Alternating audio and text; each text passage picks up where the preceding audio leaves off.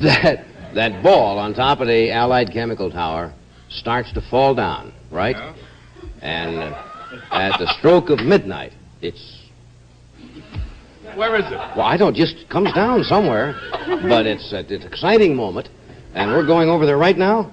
Ben, we're going to turn it over to you for a few minutes. All right, Johnny. Ben? You know how they do it? While astronauts whirl around the Earth, they do it with pulley power. And it's going to happen actually up there in a minute and 28 seconds. It's midnight in Times Square, about a minute, what am I saying, minute 10 to go. The crowd has built slowly but forcefully. You can hear the swell of that noise.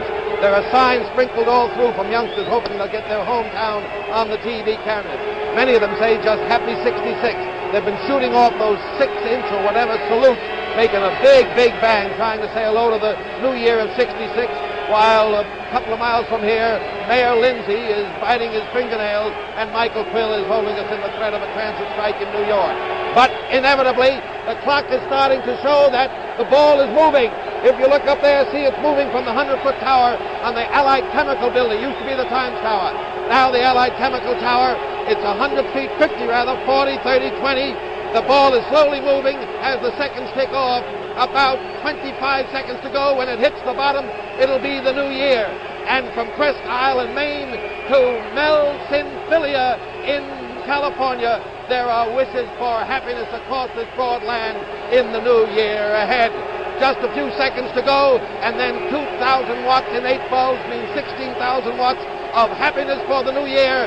7 seconds, 6, 5, 4, 3, 2, 1. Happy New Year!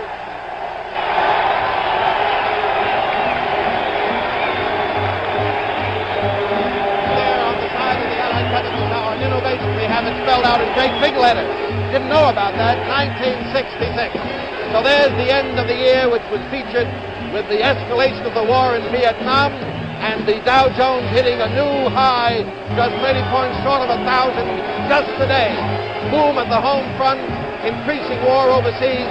Maybe this crowd feels and senses that there's, besides the warmth and good weather, we're having a sense of hope as Harriman and Kohler and Goldberg scurry about the world on the peace offensive.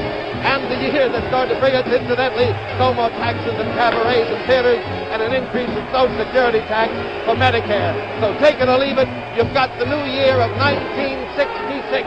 And here in Times Square, the traditional crowd, which had been building up to maybe 700,000, one of the biggest we've seen in years, just like the lemmings of Norway, is scurrying off to their homes, their parties. They may have a transit strike. Some of them may be footsore and weary. We don't know the story on that yet, nor does New York's newest Republican mayor, first in 20 years, Lindsay, know. Meanwhile, Mayor Wagner, who's seen 12 of these, is basking in Acapulco. We wish him a happy year, too.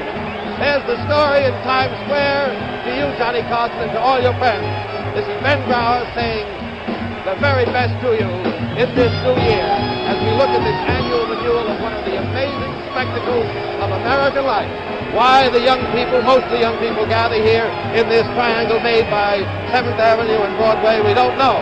But they do it year after year. They'll continue to do it until there is no more radio, TV, or any communication. A manifestation of the American spirit. Happy 66 is the word from Times Square. Now this is Ben Brower saying the best to all of you, and so long from the Hotel Astor in Times Square. Back to you, Johnny.